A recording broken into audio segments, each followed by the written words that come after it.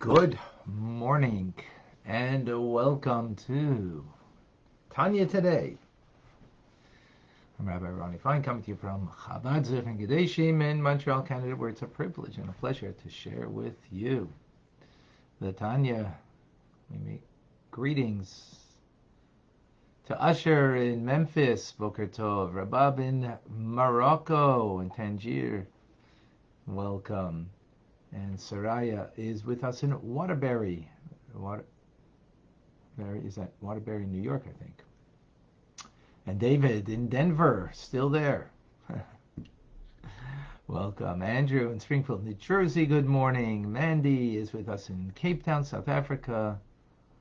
Shabbos is coming. Dam in Indonesia, good evening. Eric is in Norway, good afternoon. John in North Carolina, shalom. Davida and Liba, good morning. New York, Eugenia is with us in Calgary.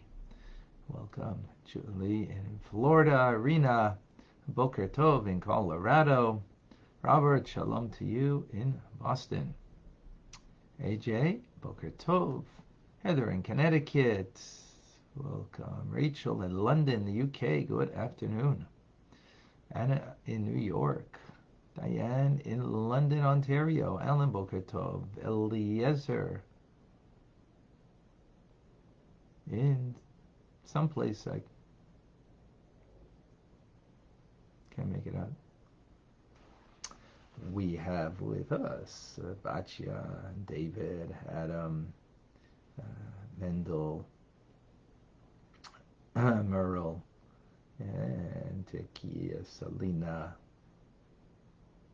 Menachem, Ben, and who else we have? Derwin, Tim, Mashiach Now, Akoy, James, Tony,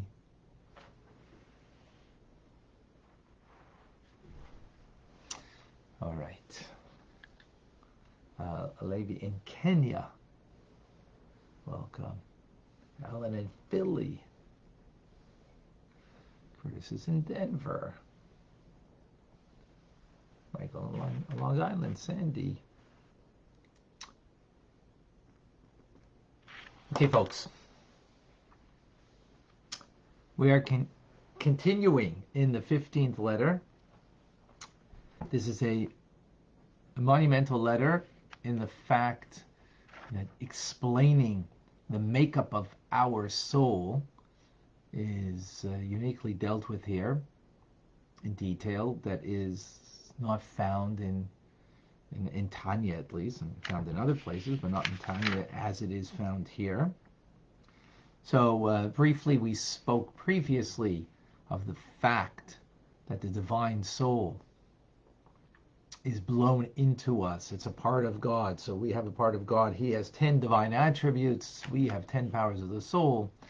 Even though we call them by the same name, and essentially they're the same, but of course they're incomparable.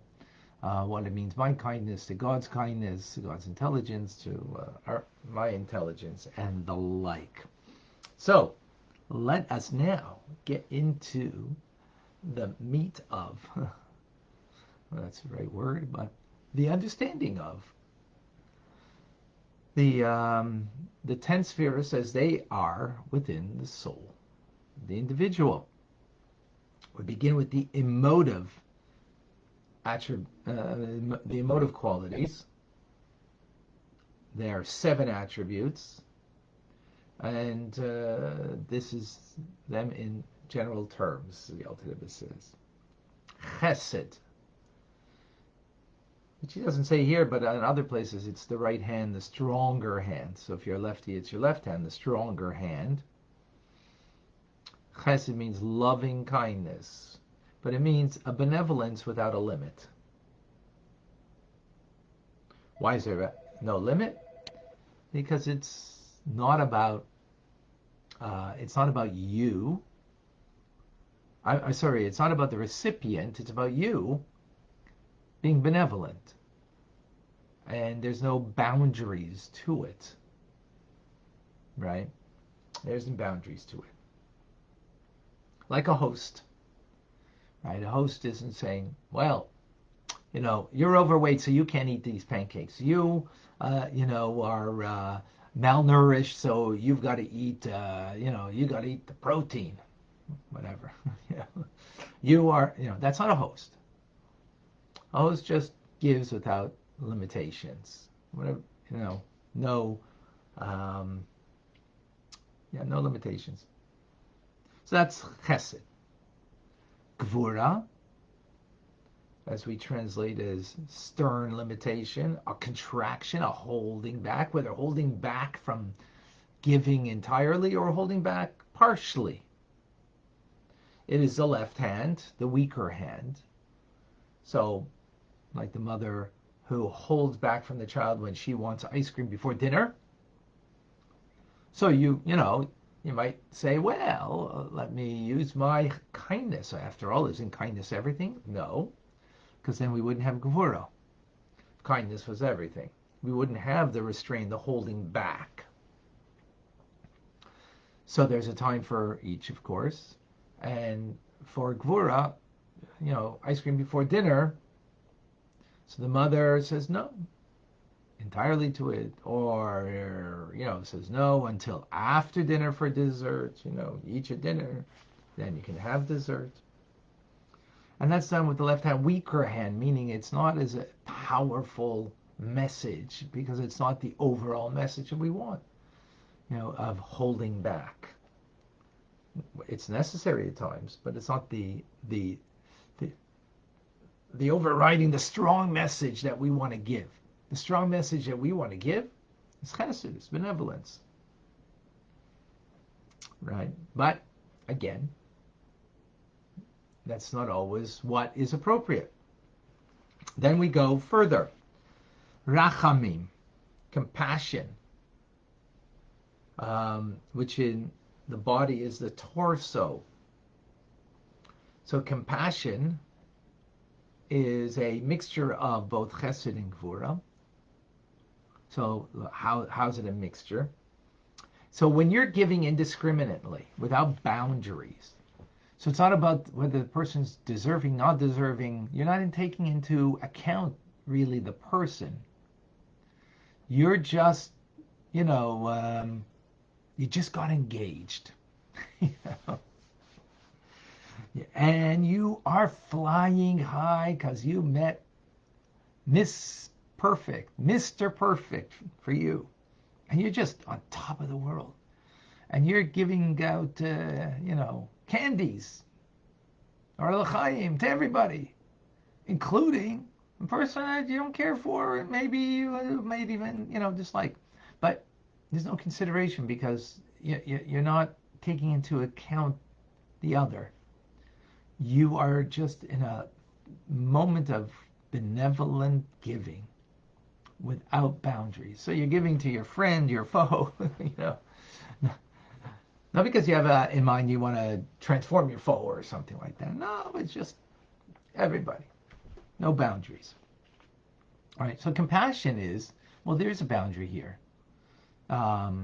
It is the middle ground, the torso between the right and the left. There is a judgment over here, and the judgment is that this person is, lacking and maybe unworthy. And I mean, not maybe is unworthy, but seems to be unworthy. And therefore, that's a kind of a judgment. And yet, out of compassion, you're benevolent, you give. But you're taking into consideration, there's a judgment call. A judgment in, I don't mean a judgment like against the person. Oh, you're not worthy of being given. No, because you are giving in the end. But you're taking into consideration that the person is lacking, is missing, and you're thinking about that person in their lack. That comes from a judgment. Again, benevolence, the way we're explaining chesed, is that there isn't taking into consideration the other. It's about you desiring to give. So here there is taking that sorry state of the person into consideration, into judgment, and yet, from a judgment point of view, so maybe it's not coming to them, but out of compassion you give to them. The example I give is, some of this we've done in other places, by the way. The example I give is someone works for you, and you made up to work 8 hours, but the person goofed off for 3 hours and really only deserves, by judgment, to get, or goofed off, or what, or maybe that's not, whatever the example, doesn't really matter. And so you really they only deserves to get 5-hour pay, but you give them the 8-hour pay out of compassion, because you know the difficult times that the person's going through, and of compassion you give to them, right? Now, wrong place for compassion would be for a drug addict. You don't give a drug addict money out of compassion. That would be inappropriate. Now, the term for this is called tiferes. It's not called compassion, this third attribute. It's called tiferes. Tiferes means beautiful. And there's a beauty over here, because as the right arm, chesed, and the left arm, gvura, are very a one-liner, a one color to it. Beauty is when you have a mixture of colors and they are balanced, harmonized. So there's a harmony over here between chesed and gvura, and that's a beautiful color. That's a beautiful thing, to be able to do that, to harmonize the right and the left together. So that's compassion. Those are things that we've dealt with in the past. We've heard this before. Now the Alter Rebbe is going to go into ground that it's really only in this letter, at least in Tanya, that he goes into the depth of this. And that is the next 3 attributes. Netzach, Hod, Yesod.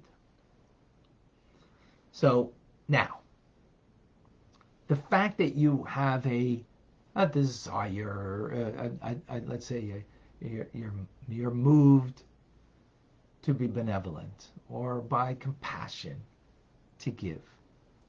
Now, the problem with that is it's still very, it remains, just like the arms are very expressive, and people use their hands and their arms to, when they talk, in order, because it's very animated, the emotions that are being expressed in one's conversation, let's say.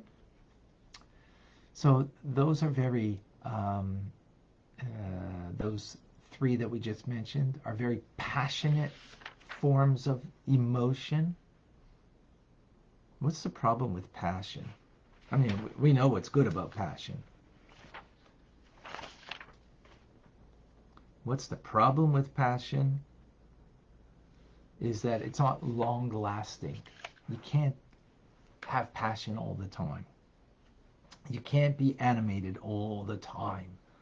There's a downtime. There's a time where, it's just, also the problem, that why is the passion not sustainable, is because it's more about you.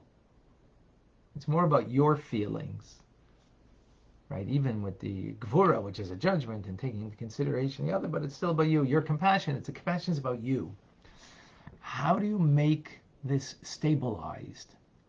How do you make this now to bring down the influence that you want to give, the desire of giving?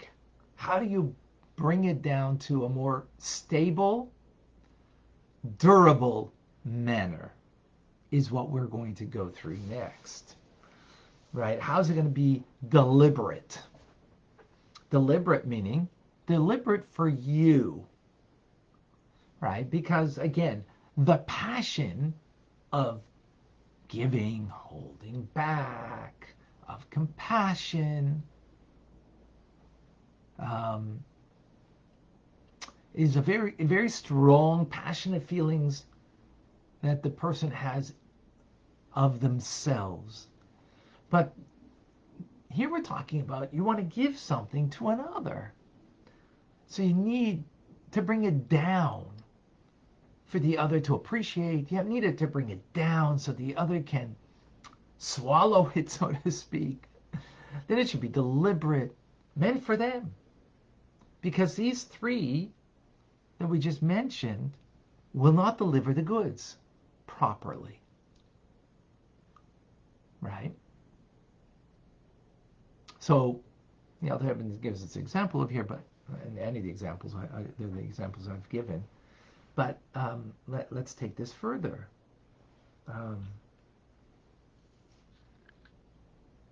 You have a strong desire, and I've given this example before, as a grandparent, your grandchild that they're just luscious or delicious, and you just want to hug them because of the strong, passionate feeling that you have of connecting, of love. Or it might be sometimes out of a compassion for whatever it is, right? But you smother them in love because it's more about you than it is about them. So now we need to make it something that the recipient should be able to absorb. That the recipient of this emotional desire of giving, that it should be truly meant for them. And that's where we're going now. Now, the example the Alter Rebbe gives is of a father who wants to teach something to his son. Now, that's the example, but of course it could be used in any manner. But that's a good way to express it. So,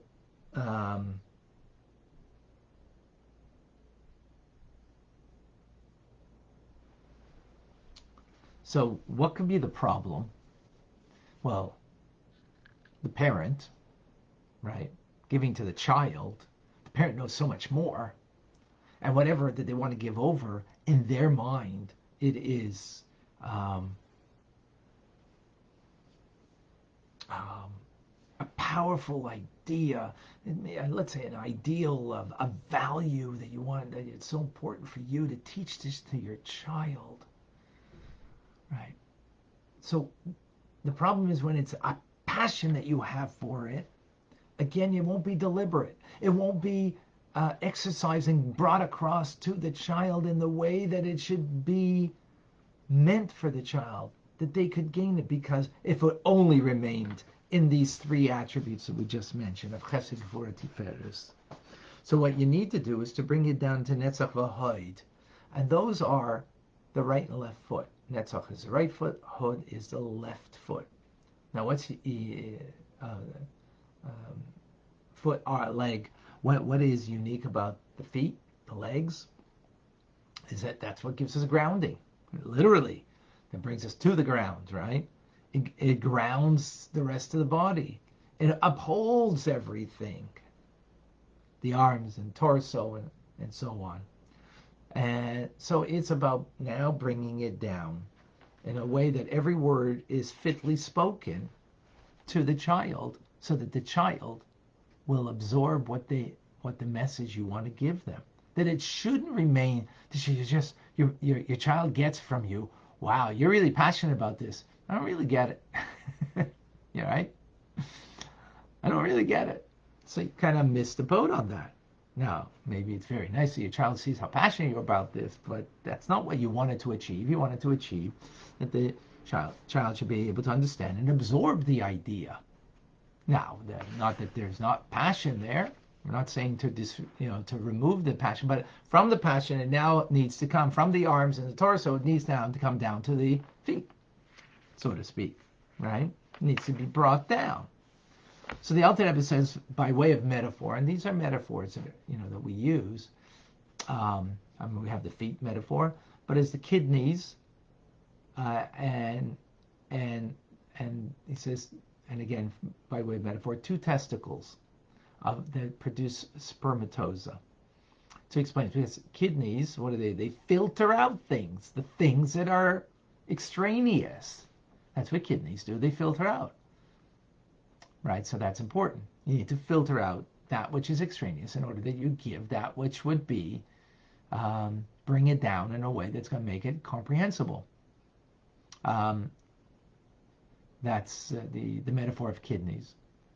Then there's the metaphor of spermatoza. So the Alter Rebbe explains, and this is something we had in chapter 2, the first part of Tanya, if you recall, that the sperm that's developed in the testicles that is physical actually begins in the mind, in the thoughts of the mind that are, so to speak, spiritual, that are subtle. They're a subtle idea in the brain and the intelligence, that from there it develops and it comes into sperm in the testicles that is concrete, physical. Right? So the Alter Rebbe explains, meaning that often we have an idea that we want to share, and here we're talking about the parent with the child, that is might be abstract. And with your passion, you may just teach it abstractly, and rather than bringing it down, grounding it, and bringing it down, taking the extraneous things, leaving it out, as filtering in the kidneys does, and likewise taking it from something that's ethereal, abstract, and bringing it down into something concrete, which is the metaphor of the spermatoza, right? So that's a function of these two attributes, the right and left foot, netzach and hod. Yet another function of these attributes of netzach and hod is that they're like grinders, like the millstone that you grind, and you now take the kernel and you're grinding it into smaller pieces that ultimately are going to be edible, absorbed by the individual, by eating it, right?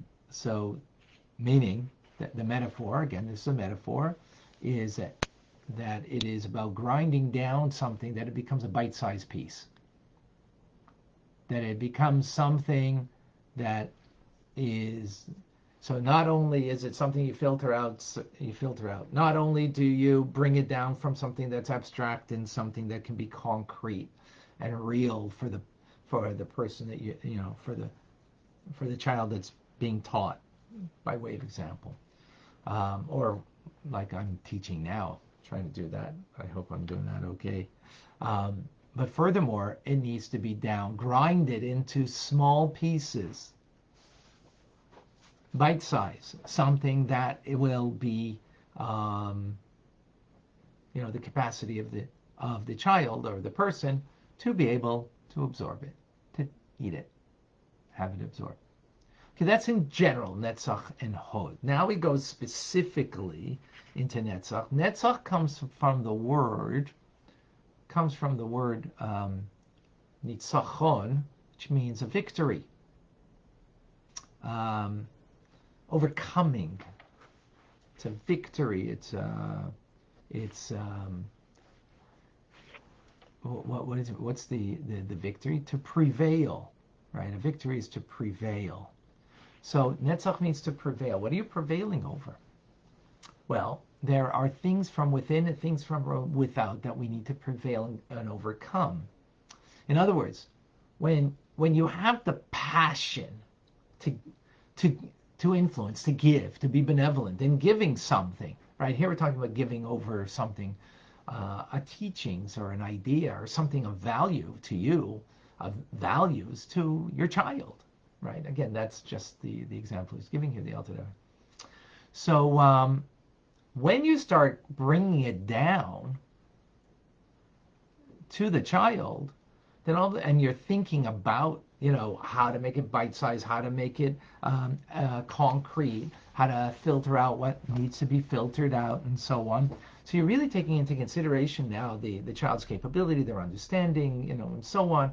All of a sudden, you're looking at that child and, are they really worthy of this? Are they really like paying attention now that they're ready for this? I don't know. That's when you need to prevail over yourself, right? At times. I mean, again, this is the metaphor that we're giving. Maybe sometimes the child isn't ready, but that's not the metaphor, right? I mean, the child, you now start to question. I don't know if they're ready for this. So sometimes what we need to do is prevail over ourselves. In other words, we're bringing in the midah of gvura that we want to hold back. We want to hold back from giving because, thinking that they're not fit.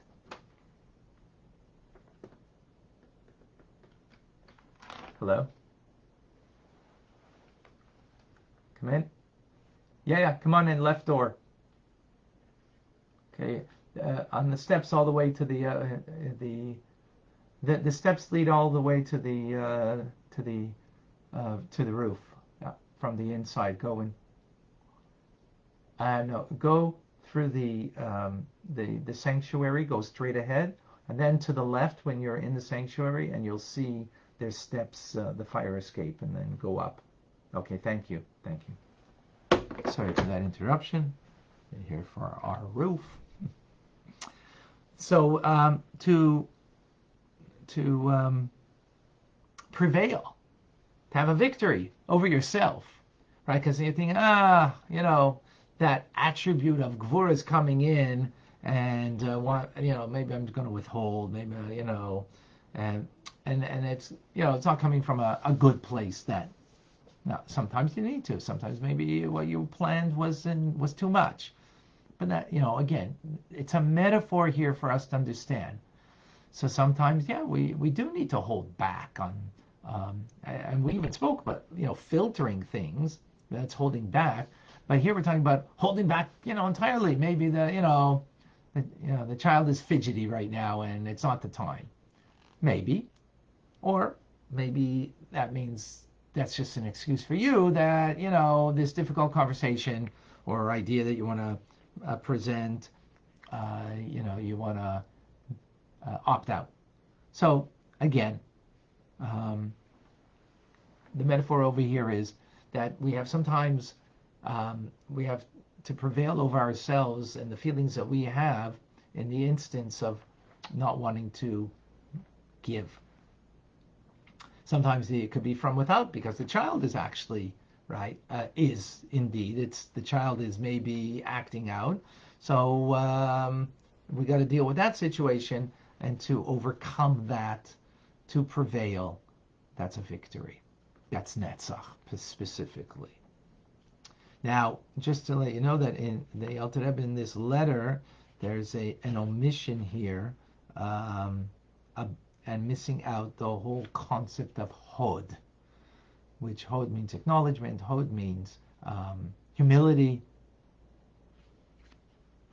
So it's missing over here. I will just fill in a bit in what it says in other places. So Netzach is about overcoming, prevailing over issues from within and without. So it's really more about you. Hod is the acknowledgement of the other, of really where they're at, and therefore being able to then filter out what needs to be filtered, to bring out in a concrete way precisely how concrete, how abstract it should be, because you're acknowledging through a humility that it's nothing about you, but really about the other, and truly acknowledging and being aware where they're at. Where they're at. Okay? Meaning, so it's a judgment in a sense.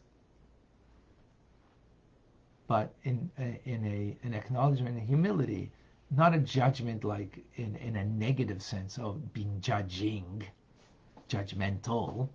No, but truly judging their capacity, truly being aware.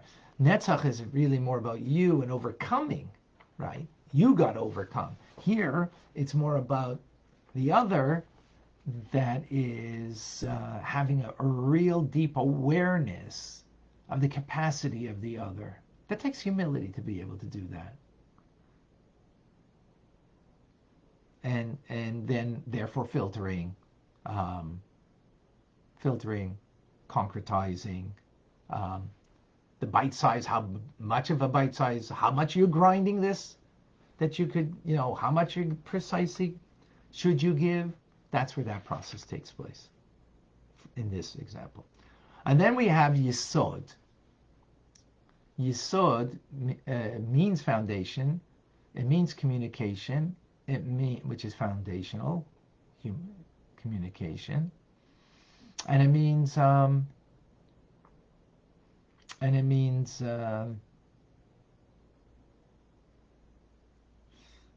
fundamental. What's that? It means a bond, which is fundamental. Communication creates a bond. That's what Yisod is, the foundation. And what is that? Is the desire to connect, the bond, that desire to connect. In other words, so you would think that loving kindness is a bond. This is different. Let me explain.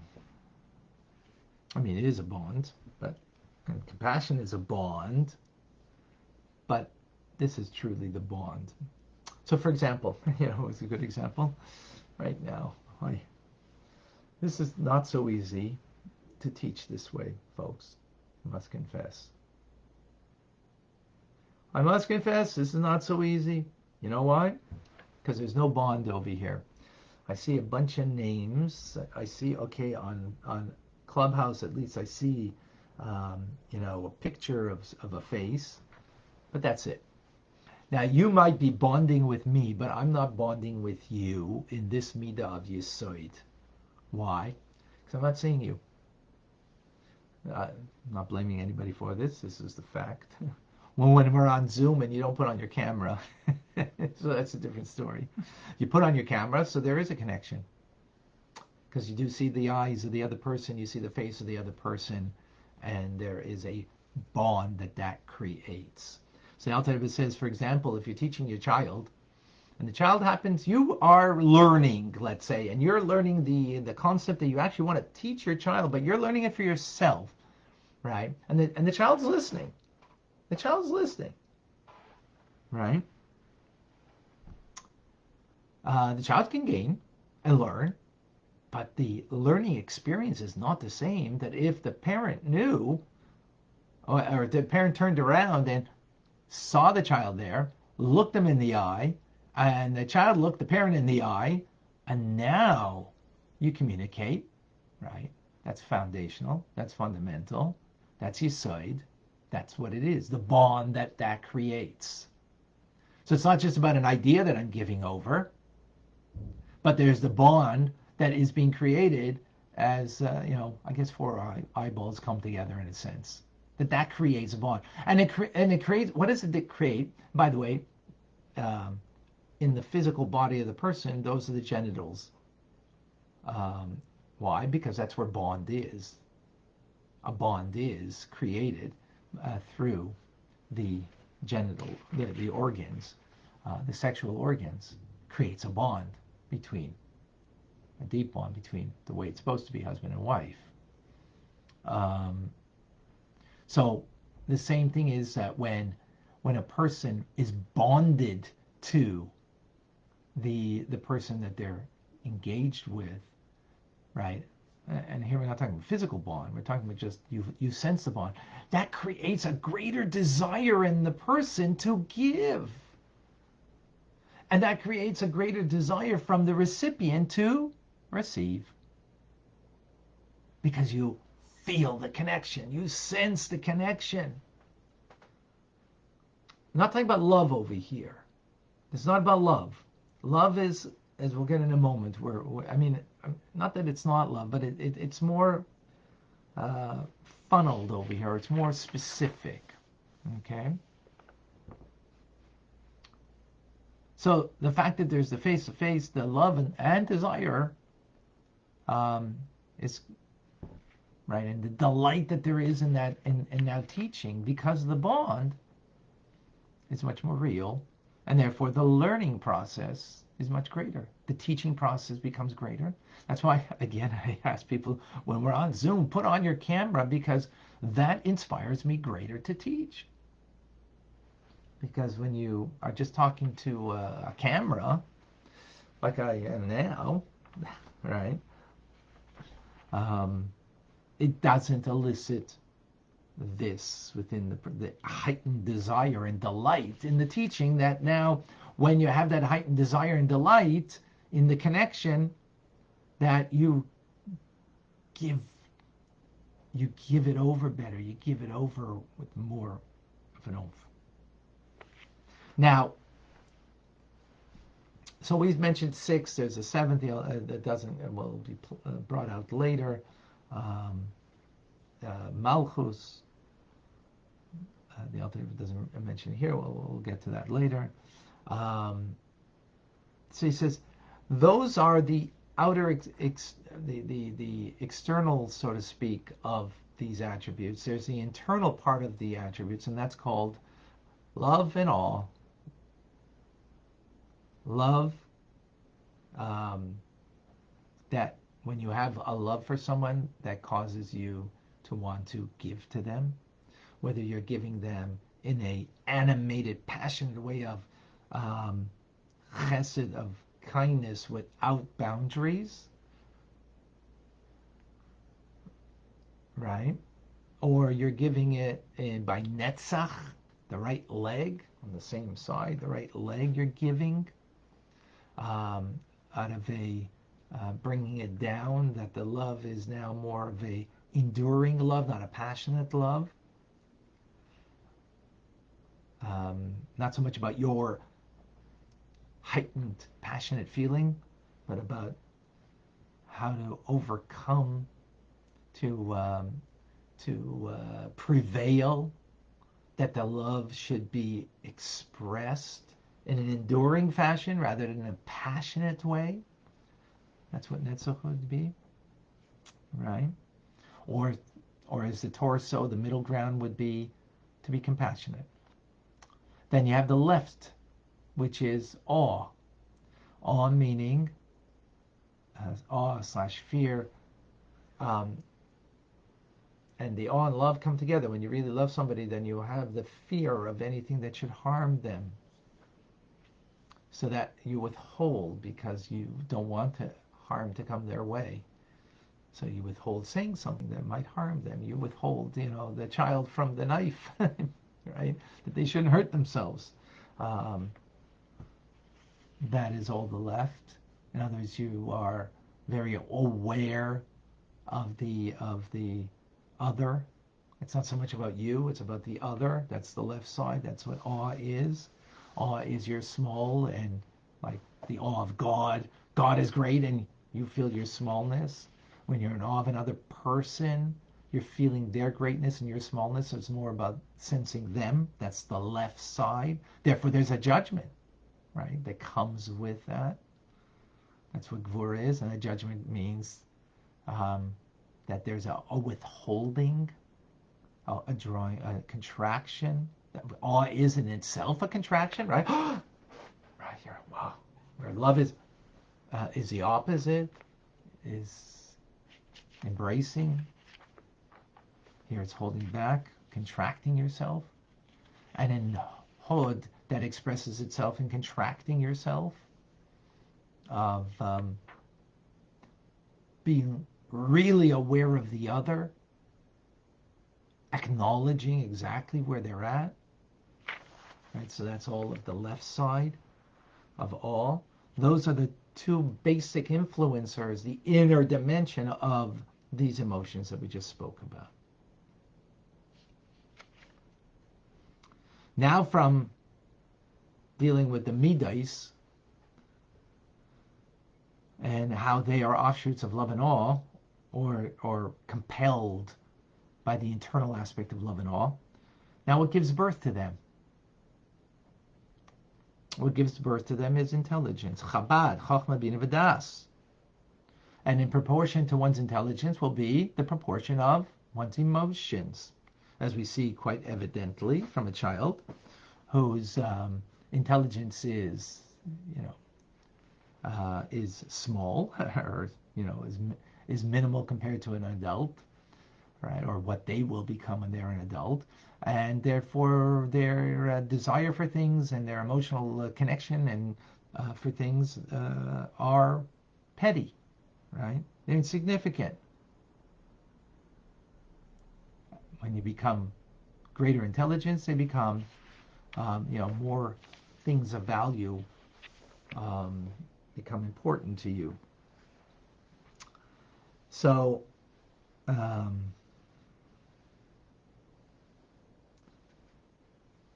so that's both Chochmah and Bina, but particularly the Alter Rebbe says, and he doesn't go into depth over here as he does in other places.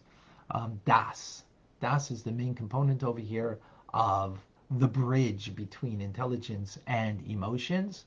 Das means to connect. Yesod is also connection, right? Yesod is a connection, a bond, a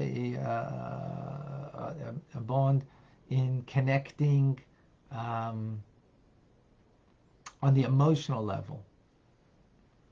Here, this is a connection between the intelligence to the emotions. As it says, Adam knew Eve, Adam Yadaz Chava, knew, it means they had relations, and it means a connection. So, to connect what you know to what you should ultimately feel emotionally. So the example I give of someone who doesn't have das is like the doctor who knows really well the ills of smoking and yet smokes. So they have it in Bina, a great understanding, but they haven't connected with it. It hasn't been real. It's not real for them intellectually, concrete and real. That it should feed the emotions, that therefore you have a fear of it. And therefore that fear brings you to abstain from smoking. Right? So the more our das, the more we are able to make things concrete and real in our minds. Right? Again, not in the emotions here we're talking about in the mind, that from there that will feed the heart and give birth to the emotional traits as a result. Whew.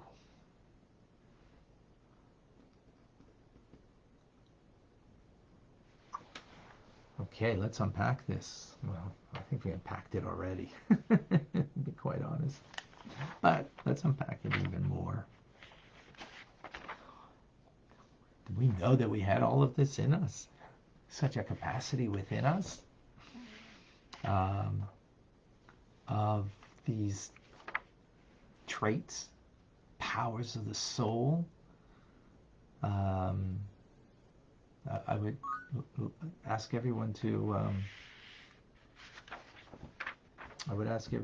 please try to think this over, and when you are dealing with another person, try to implement some of this. It's going to be hard to implement all of it, but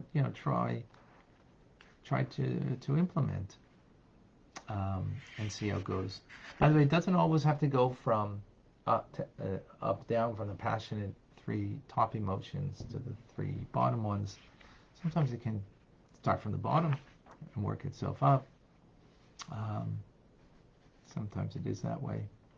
Sometimes you start with the bond, that you sense the bond, and from that bond, that can create that connection creates then the desire to overcome obstacles, to truly acknowledge the person, for, their capacity, and that can then bring you to have compassion or benevolence to give. It can work that way too.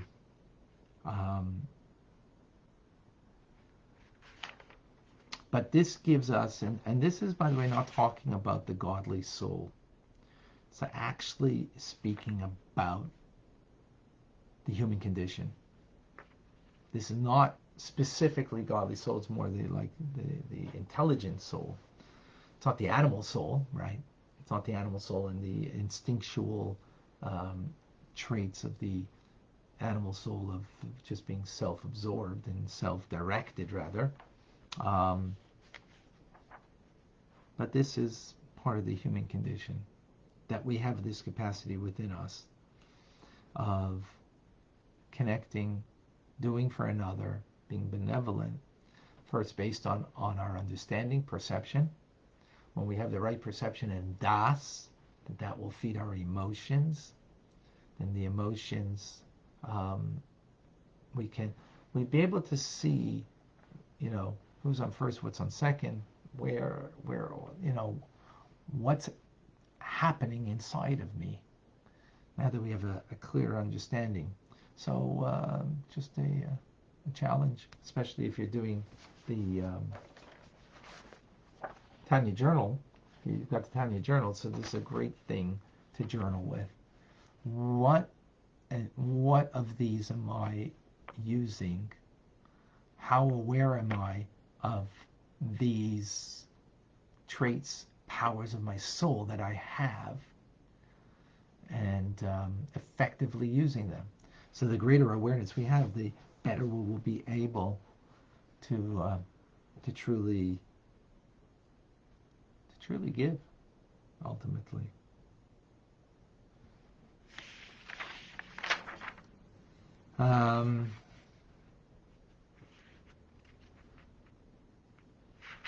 Okay. Questions, comments, thoughts, ideas?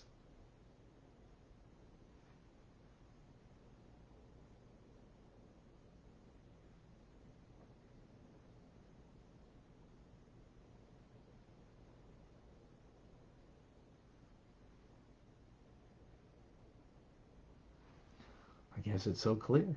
I hope so. Do I see any questions? Davida, did I miss any questions here on Facebook? No, I don't see any questions.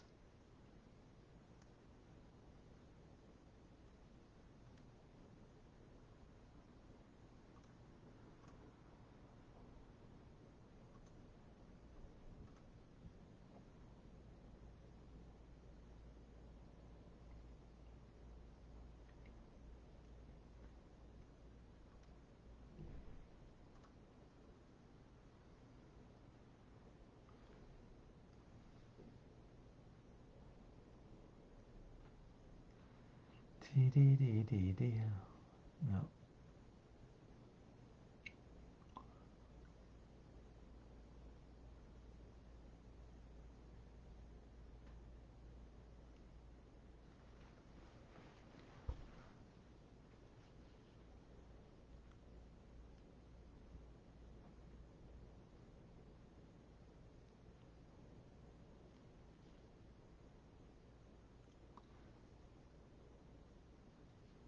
Now, a lot of these things we do naturally because they are part of our soul.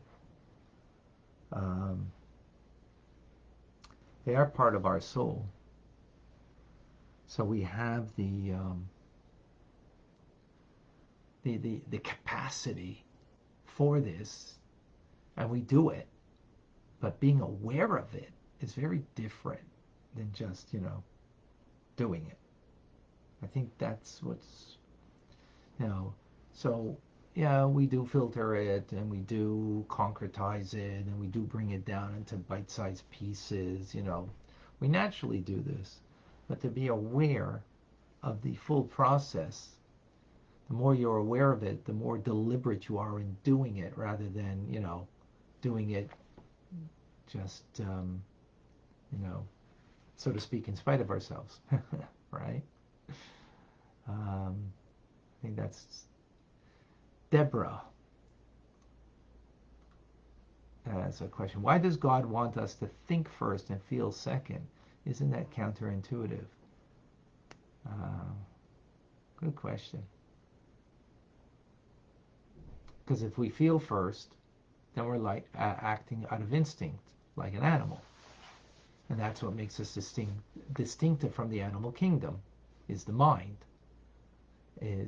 Now, Deborah, it's not to say that we don't naturally feel first, but we have to catch ourselves that feeling that we're feeling first is an expression of the animal soul, the human condition, and that's not being godly. Godly is that you don't allow that to dictate the moment, that you use your mind to allow you to go through this and respond in a godly way rather than by instinct. So, animals on 4, they look down because they only have the natural way of their being to live. So I've said many times, in the last 5,000 years, there hasn't been a lion that has come up and said, I don't want to be a ferocious lion anymore. I want to be, an endearing pussycat. Or, man's best friend. Because that's their nature. But if we were rugged and roaring like a lion, we could tame ourselves. How do we do that? How do you tame yourself? How do you change anything in yourself? How do you progress in any way? The mind has dominion over the heart. The mind feeds the heart, that the heart should have the appropriate feeling, right? The appropriate feeling. So when you know that, your heart is hurt, but when you know that it should be otherwise, it can lessen the hurt. It can remove the hurt, possibly. But that's, if we're just to follow, and this ties in with yesterday, that's not being authentic. We think, the world today is what you feel. That's authentic. And that's why, changing your gender, well, that's authentic because that's the way I feel. Well, no, it's not authentic. That's the way animal kingdom works. Whatever their instinct is, whatever they're feeling in the moment, I'm feeling hungry and you're my lunch. That's okay because that's what they are. But that's not okay for us. That I'm feeling this now, so this is what I am. No, that's what you're feeling. Maybe that's what your struggle is. Maybe that's what you need to deal with. Maybe you need to overcome yourself. Maybe you need to feed a different perspective in your mind to have a different perspective on things. So therefore, in your heart, you will feel differently. Ties in with yesterday's authenticity that we spoke about. That is crucial. Crucial. Whoever missed yesterday, that was a pretty powerful ideas that we spoke. So authenticity comes from knowing the right thing, and even if you don't feel it, trying to struggle with it, deal with it. Okay.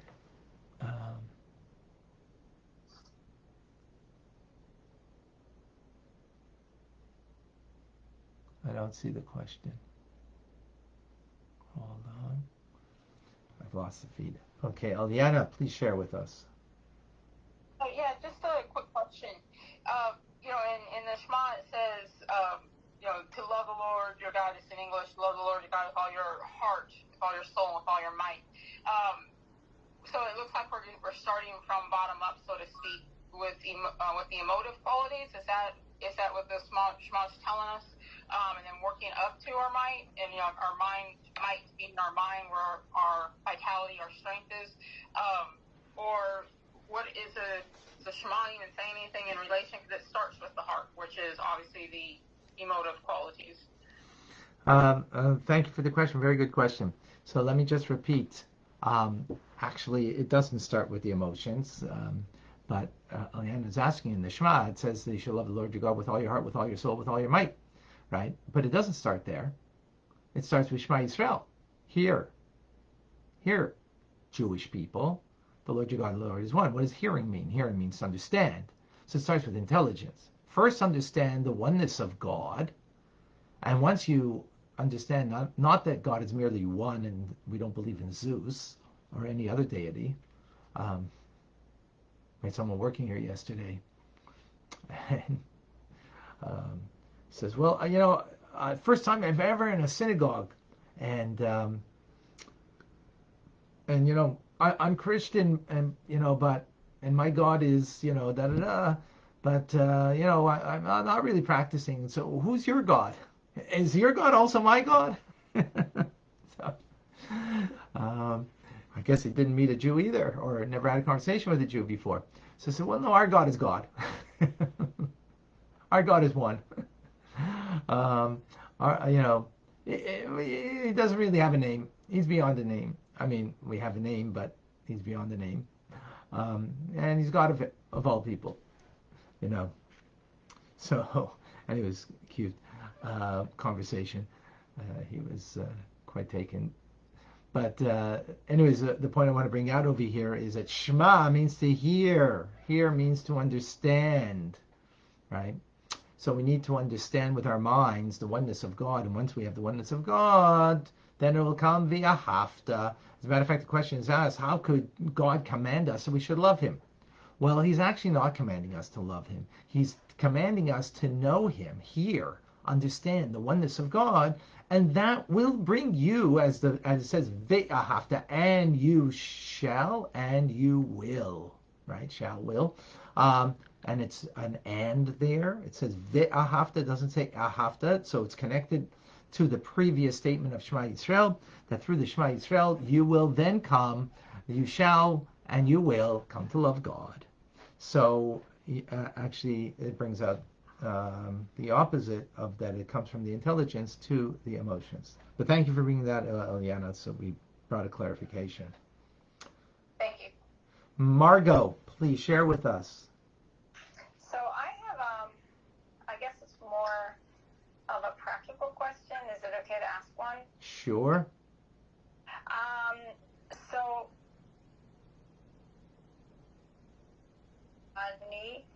but sometimes I don't, because I will inadvertently speak first.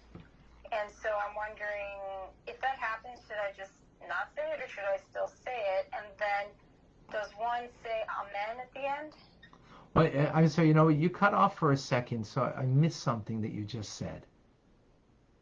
Oh, I was saying, so when I try every morning to say the Modani when I wake up. Right. But there are times when I will speak first inadvertently. And so then I feel like I can't say it, and I don't say it. So I'm wondering, does that have to be? And also, does one say amen at the end? So you don't say amen at the end, and you should say it even if you didn't say it right away. No, yeah, definitely you should say it. Because what is it? It's a thanksgiving to God that he's restored our soul within us. So even if we don't do it, immediately upon awakening, the thanksgiving is still due. So yeah, absolutely you should do that. Thank you for the question. Thank you. Jay asks, why does God allow iniquities in society? Okay. That's a very good question. And briefly, because that's not our topic of discussion right now, God allows it because he gives us freedom of choice. If he didn't give us freedom of choice, then we'd be like the lion who remains 5,000 years without progress, who remains the same lion 5,000 years ago as today. I mean, it might be a little different only because of human engagement, human manipulation of the animal kingdom, in a zoo. But otherwise, left to their own, they have not progressed. They have not debased themselves more. They have not progressed themselves anymore. So they remain the same. We have freedom of choice, so therefore and the freedom is to connect to God or disconnect to God from God. That's our freedom. And if not, then we couldn't have a relationship with God. We would just be, just another animal. So that's why things can sometimes turn messy and ugly. In brief, Asher, is discernment a better concept than judgment in this study of help look us inward and engage with another for whatever reason so that we are continually sensitized to do the best for the other so we don't get in the way and miss or mess up the moment? Yeah, that's actually good. Thank you, Asher. Discernment. Yes. Excellent. I like that. I like that. Yeah. Discernment. Right, with discernment. Very good. That's the left side, discernment. Okay, excellent. Any other questions? Any other comments? Anybody here on? So on Instagram there was, and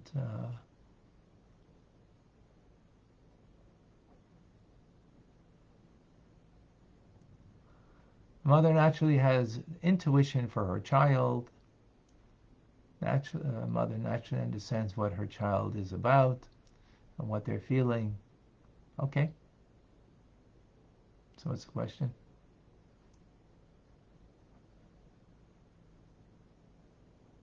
No argument there. All right.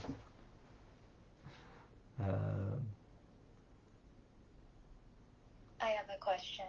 Go ahead, Vilma.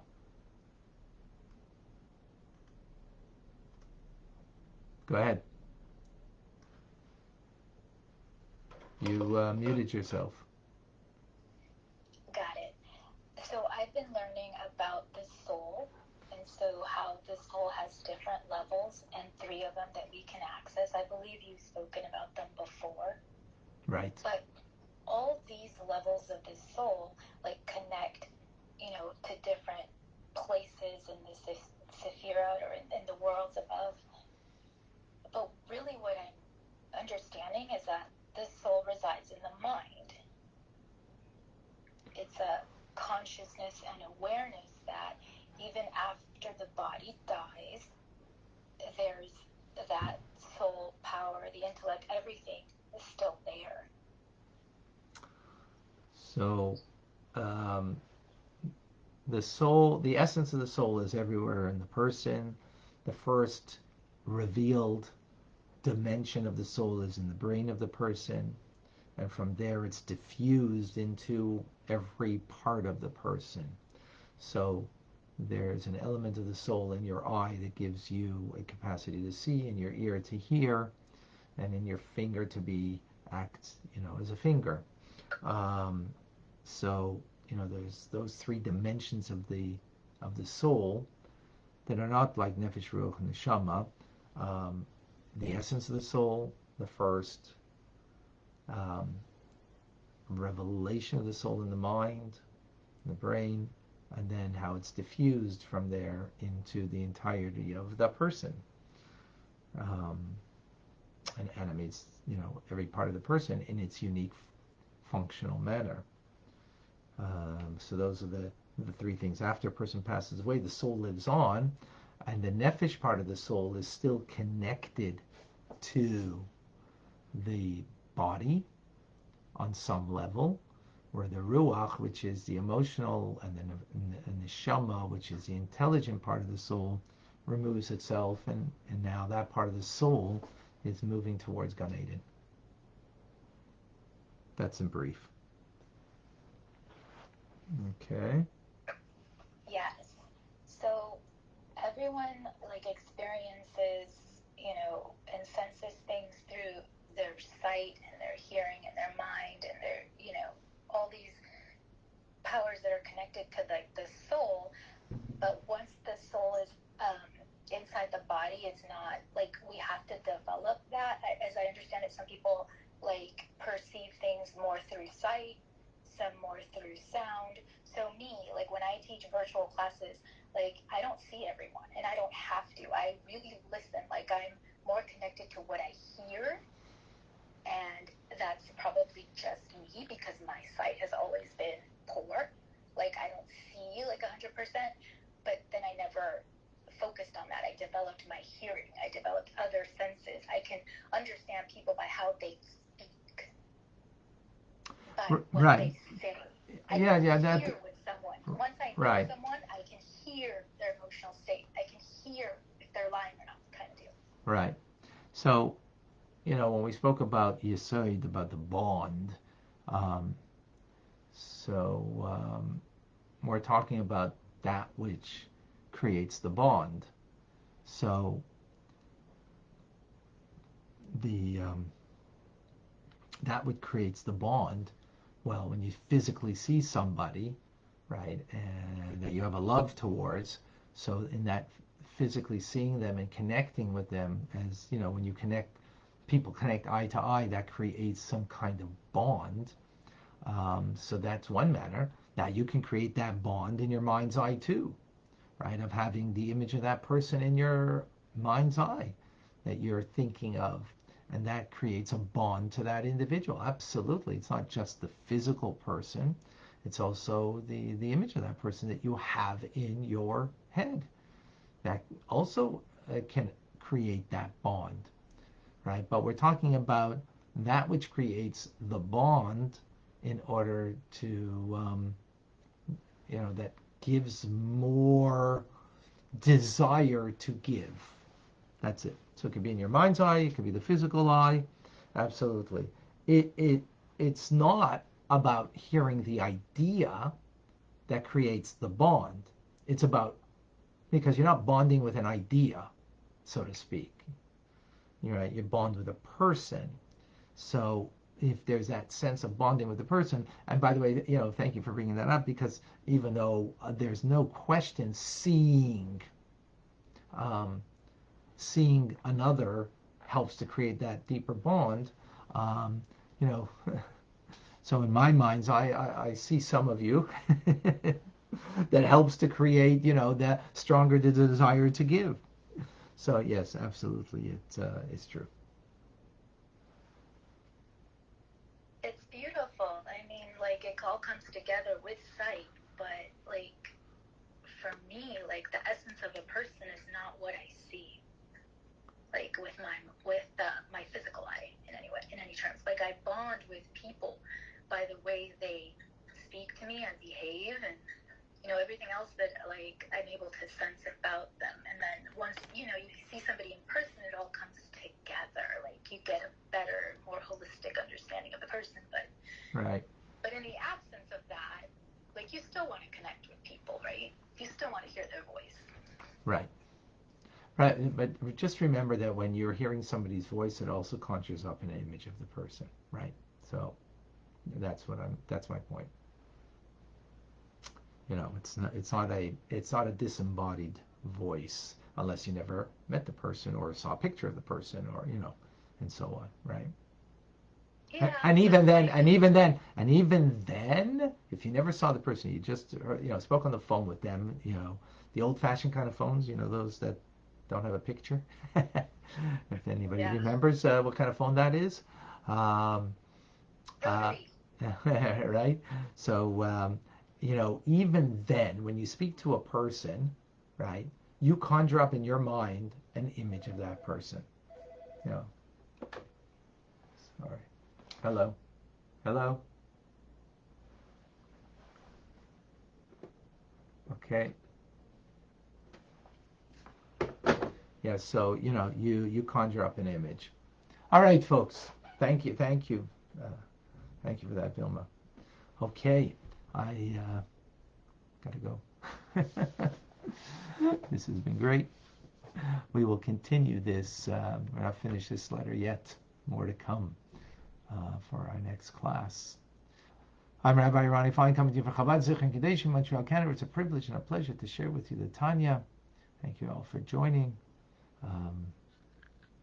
Wishing everybody a wonderful day, a good Shabbos, and we'll see you on the other side.